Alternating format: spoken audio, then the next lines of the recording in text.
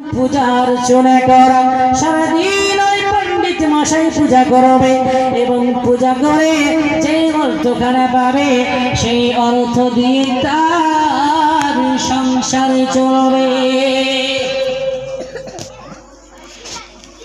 এটা হলো বাবা পণ্ডিতের কাজ।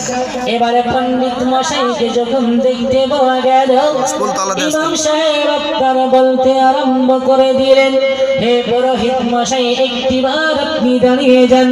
হে পণ্ডিত মশাই একটি আপনি দাঁড়িয়ে যান, আপনার সঙ্গে আমার কিছু কথা রয়েছে। ওই পণ্ডিত দাঁড়িয়ে গেল এবং ইমাম সাহেবকে বলতে আরম্ভ করে দিল, হে ইমাম সাহেব আপনি আমাকে কিসের জন্য দাঁড়াতে বলেন? আপনার কাজ হলো, আপনার ডিউটি হলো 5 ওয়াক্ত মসজিদে নামাজ আদায় করানো। 5